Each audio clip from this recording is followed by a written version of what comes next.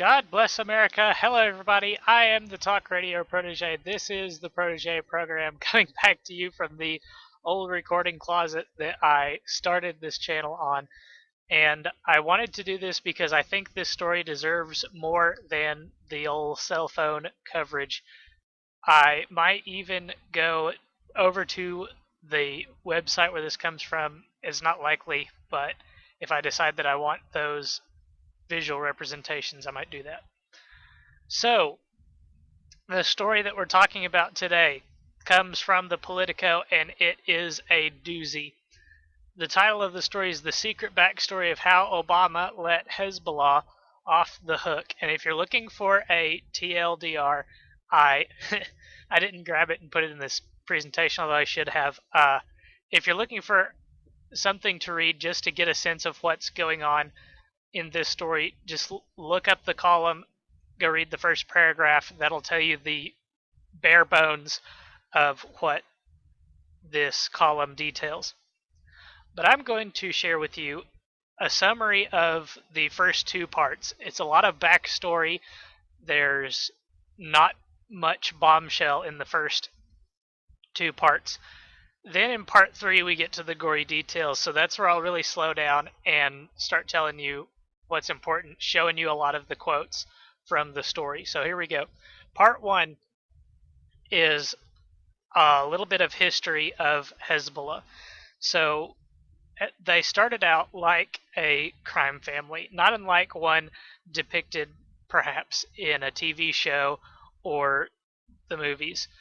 And they eventually took control of hundreds, maybe even thousands of businesses, small and medium-sized, across the world, and they use these as fronts for their money laundering schemes. The biggest money laundering scheme that Hezbollah ran was purchasing used cars in the United States of America and using them to transport large amounts, millions of dollars in cash from the United States over to Africa. Eventually, they asserted themselves as a political party in Lebanon, even demonstrating mastery of something that the Politico columnist calls soft power. They would do social favors for the poor and downtrodden in Lebanon. They would give out money. They would pay for medical care. They would do welfare, all kinds of things to become more favorable in the country of Lebanon. But by 2008, the Bush administration had recognized that Hezbollah was a dangerous organization. And it was around this time that the DEA really started digging into Hezbollah. They were really pushing to be the lead organization in the pursuit of this crime organization. In part 2, we get to talking more about the DEA's involvement in trying to track down Hezbollah, in trying to nail some of their key players. So as Hezbollah's activity grew, they drew the attention of multiple U.S. agencies, and friction between these agencies caused some problems in investigations. Some DEA agents were actually busted in the field. Some CIA intelligence endeavors were fouled up when the DEA would come in and try to arrest some people. One example in particular of a case that caused friction between agencies was that the DEA wanted to prosecute a bank in Lebanon that Hezbollah was funneling money to, but the DOJ never moved on the charges. And when one of the key players in the DEA went to the DOJ to find out why this had happened, his contact said, "You don't know the half of it. Right now we have 50 FBI agents not doing anything because they know their Iran cases aren't going anywhere, including investigations around the U.S. into allegedly complicit used car dealers." And these were the businesses that Hezbollah was using as front groups to launder their drug money, which is why the DEA was involved, was because of the drug money. Now, after the 2012 election, overt pressure directly from the White House mounted to leave Hezbollah alone. Multiple Obama appointees had publicly advocated for diplomatic engagement with Iran and Hezbollah, including Obama's CIA director at the time. And I didn't write the man's name down. I can't recall who it is off the top of my head, but there are statements from that CIA director in the column where he indicates that the U.S. should work to integrate Hezbollah into the Lebanon or Lebanese political landscape. This is an excerpt from the column. Some Obama officials warned that further crackdowns against Hezbollah would destabilize Lebanon. Others warned that such actions would alienate Iran at a critical early stage of the serious Iran deal talks. So the focus by the Obama White House, the Obama administration, was not on cracking down on this terrorist international crime syndicate, but on protecting the establishment governments of Lebanon and Iran. Some officials, including Monaco, now I can't recall what position she held in the administration, said that the administration was concerned about retaliatory terrorist or military actions by Hezbollah task force, that is, the DEA task force members said. Now, retaliatory terrorist actions are something that the Obama administration and the U.S. government in general doesn't worry about. If we were concerned that terrorists were going to hurt us because we hurt them, then we would never move on any terrorist organization. We would never stop anybody. If terrorist organizations attacked the U.S. only when the U.S. messed with them, then we would never be attacked by terrorist organizations. So this isn't even the reality of the situation. One former senior Obama national security official, that's a mouthful, said that that was the established policy of the Obama administration internally.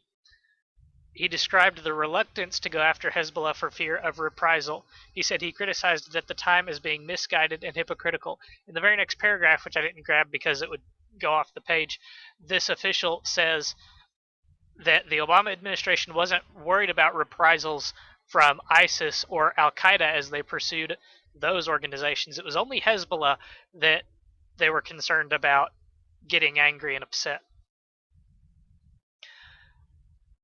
During this time, Project Cassandra, which is the DEA group that was pursuing Hezbollah, cataloged thousands of transactions, each of which they stated was an overt violation of RICO law, from the Middle East all the way to South America. And then we get to the juicy details. These details that come from Part 3 clearly lay out the Obama administration's obstruction of the DEA in pursuing Hezbollah to the fullest extent of the law. Now, the first thing is that Hezbollah's activity and capabilities began to draw the attention of the top brass in the U.S. military. Hezbollah has at its disposal one of the most capable networks of actors coalescing elements of transnational organized crime with terrorism in the world. Even four-star generals heading U.S. Special Operations and Southern Commands warned Congress that Hezbollah's criminal operations and growing beachhead in Latin America, that is South America, posed an urgent threat to U.S. security. Attorney General Eric Holder was even briefed in 2014 by Kelly and other Project Cassandra members, and he was so alarmed by this briefing that he insisted Obama and his entire national security team get the same briefing as they formulated the administration's Iran strategy. And at a national security summit in May of 2014, the Obama administration representatives got to hear exactly the pitch that Project Cassandra made to Eric Holder. This occurred in Tampa, Florida, again in May of 2014. And senior Obama administration officials were alarmed by how far Project Cassandra's investigations had reached into the leadership of Hezbollah in Iran, and were wary of possible political repercussions. The Obama administration was not alarmed with how far-reaching and vast in scope Hezbollah's operations had been. They were concerned about their own DEA's investigation and its scope, and how Hezbollah and Iran would get their fifis hurt by this investigation. They even stated outright that the project was not going to get a RICO case, even though Project Cassandra had spent years gathering evidence for it. A top intel official even blocked inclusion of Project Cassandra's memo on the Hezbollah drug threat from being included in Obama's daily threat briefing. Are you seeing the obstruction peering through the curtain now? Obama's administration even went so far as to drop Hezbollah from the formal list of groups targeted by a special White House initiative into transnational organized crime. In fact, all of Cassandra's efforts to get Hezbollah agents went unsupported by the White House, as one of Cassandra's top actors stated, "There were ways of getting these guys if they'd let us." Now, the mainstream media has been crying and whining and complaining about Trump colluding with Russia to win the 2016 presidential election. But this report, which indicates that Obama not only colluded with the Iranian government, but obstructed United States justice against an international terrorism organization, goes totally ignored by the mainstream media. In recent days, the media has been whining, crying, complaining about Trump obstructing justice. There have been stories about Trump possibly firing Mueller from the special prosecution. And these rumors coincidentally began circulating on Monday. I say coincidentally because that's when this column from Politico dropped. The mainstream media is so absorbed in Trump, in everything that Trump supposedly has done, in their own tribalism, that they're willing to not only ignore, but to blow out of proportion rumors so that they can avoid talking to real obstruction of the American justice system, not by President Trump and his administration, but by President Obama and his. Whether or not these interference actions by the Obama administration were done for political reasons, were done solely to help the Iran nuclear negotiations, or whether they were done just because Obama didn't care about Hezbollah. You know, if he didn't care about Hezbollah, he didn't have to stop the DEA from continuing their investigations. He didn't have to try and throw up roadblocks for the DEA. If you want more details about this bombshell, please go and read the Politico story. The link will be in the description. This is critical. This is huge. People could write a book about this.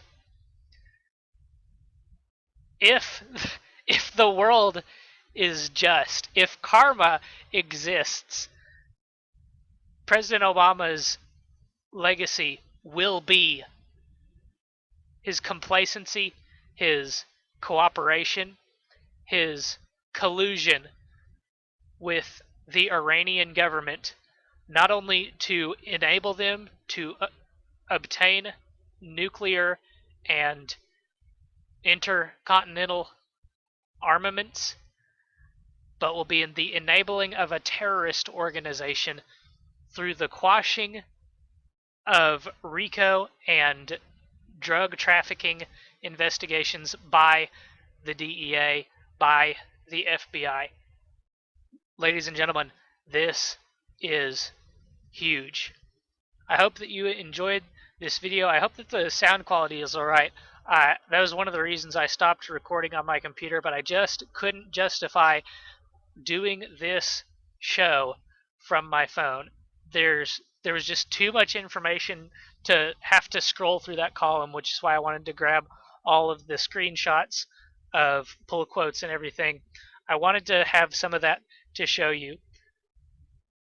The link will be in the description if you want to see more. I highly encourage you to go and read that. Go check and make sure I'm not mischaracterizing anything, most importantly. I hope that you enjoyed. If you enjoyed, why don't you leave a like? And make sure that you subscribe and hit the bell for notifications, because you don't want to miss a single video.